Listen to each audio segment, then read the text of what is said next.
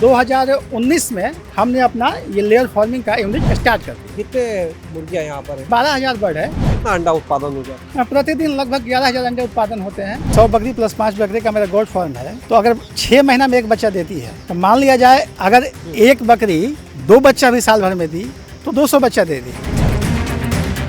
एक युवा जिसने सपना देखा कि वो पढ़ने लिखने के बाद अपने गांव में ही कुछ करेगा, लेकिन पूंजी नहीं थी, तो पढ़ाई लिखाई के बाद शहर का रुख किया, वहां जाकर नौकरी की। जब पूंजी की व्यवस्था हो गई तो वापसी की अपने गांव की ओर और फिर यहाँ पर शुरू किया पोल्ट्री, गोट्री और खेती का एक शानदार मॉडल।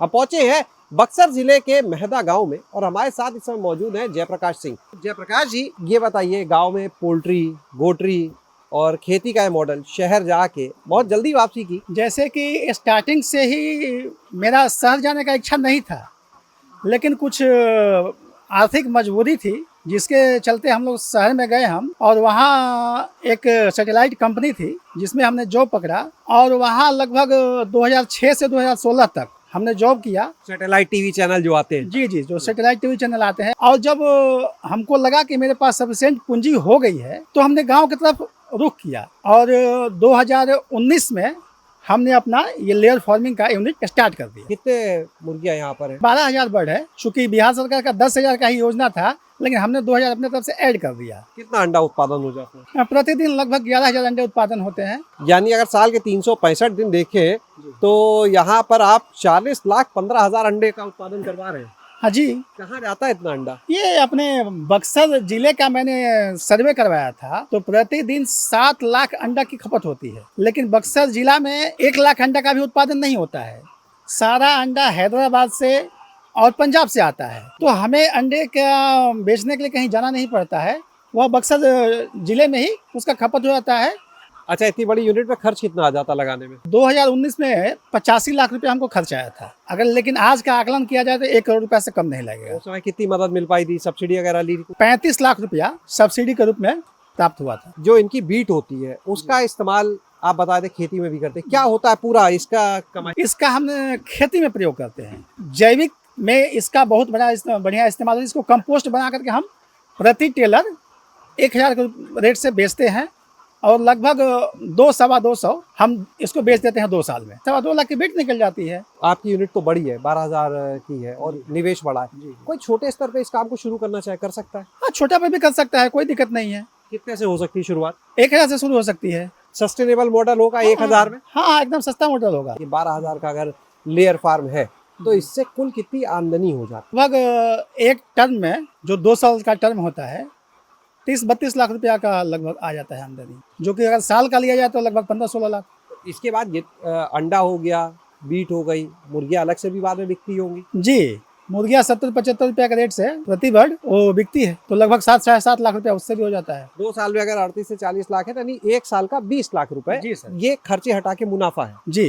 तो फीड आप खुद जैसे बनाते हैं तो क्या फायदा होता है बाजार से लेने में और खुद बनाने में? सबसे बहुत बड़ा फायदा कि क्या हम डालते हैं ये हम जानते हैं, और जो बाजार से खरीदते हैं उसमें क्या है ये हम नहीं जानते हैं, और इसी से अंडा का प्रोडक्शन होता है। सारा खेल जो अंडा का है वो फीड से ही है। तो देखिए, हम आ गए अब खेतों में और पोल्ट्री के मॉडल के बाद आप खेती का मॉडल देखिए जो जयप्रकाश यहाँ पर कर रहे हैं।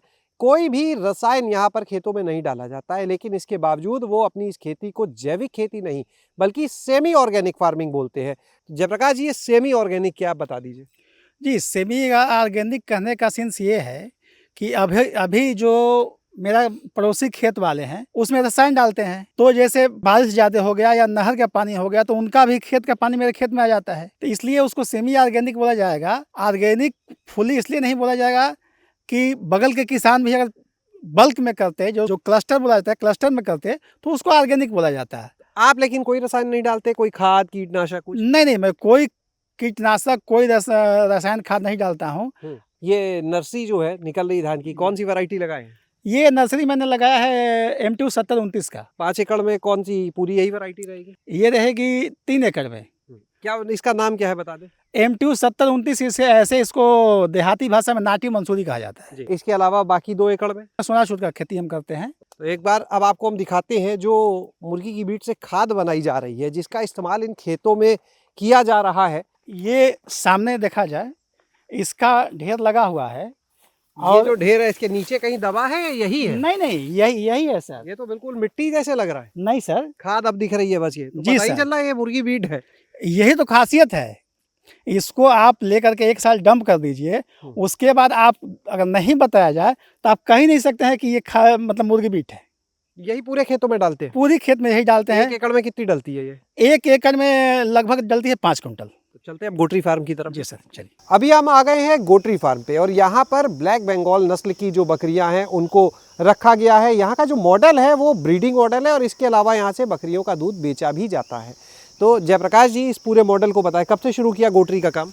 गोटरी काम तो हम इसी साल स्टार्ट किया है। दूध भी बेचते हैं इसका? जी जी, दूध लगभग 3-4 लीटर प्रति डे खपत हो जाता है, तो 400 रुपया का लगभग रेट उसका मिल जाता है। लगभग 1200-1500 रुपए दूध बेच के आ गया है। हाँ, 12-15 दूध बेच के आता है, उसी से जो है अपना फार्म का खर्च निकल जाता है। और बाकी फिर जो ये ब्रीडिंग के लिए बेचेंगे? अब बाकी जो ब्रीडिंग के लिए बेचेंगे वो शुद्ध मुनाफा हो गया। क्या मान के चल रहे हैं, साल भर का आकलन क्या लेके चल रहे हैं? जैसे 100 बकरी प्लस 5 बकरी का मेरा गोट फार्म है, तो अगर 6 महीना में एक बच्चा देती है, तो मान लिया जाए अगर एक बकरी 2 बच्चा भी साल भर में दी तो 200 बच्चा दे दी, तो माइनस प्लस मिलाकर अगर हम 100 भी बेचते हैं, एवरेजन अगर 5,000 रुपया के हिसाब से ही बेचते हैं तो 5 लाख रुपया मेरा हो गया। दूध से खर्चा निकल गया फार्म का और वो जो 5 लाख आए वो शुद्ध मुनाफा हो शुद्ध गया। मुनाफा हो गया। इस नस्ल की खासियत क्या है?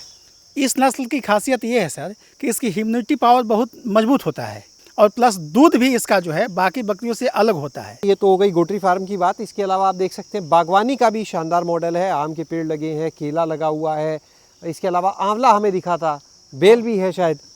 क्या क्या लगाए हैं इसमें बाग में, कितने पेड़ क्या क्या है? इसमें 250 पेड़ जो है सागवान का है, 10 पेड़ ग्रीन सेमर का है, 10 पेड़ शीशम का है, 50 पेड़ आम का है और 50 पेड़ सहजन का है। यहाँ पे आप अपना कोई नंबर हम चाहेंगे हमारे दर्शकों को दें, इतना शानदार मॉडल है, वो कुछ आपसे जानना चाहें और इस बारे में। जी जी, किसी भी किसान भाई को या किसी को भी अगर ज़रूरत होगी हमसे मदद की तो मेरा नंबर है 7903719839। बहुत बहुत धन्यवाद। तो आपने यहाँ पर सुना जयप्रकाश को और देखा इनका ये शानदार मॉडल, जहाँ पर पोल्ट्री भी है, गोटरी है, बागवानी है, खेती है, सारी चीज़ें हैं और कोई भी चीज़ बेकार नहीं है। हर चीज़ को बड़ा सिस्टमैटिक तरीके से तैयार किया गया है जिससे अधिक से अधिक मुनाफा लिया जा सके। शैलेश अरोरा, गाँव जंक्शन। गांव जंक्शन को सभी सोशल मीडिया प्लेटफॉर्म्स पर फॉलो करें। व्हाट्सएप चैनल और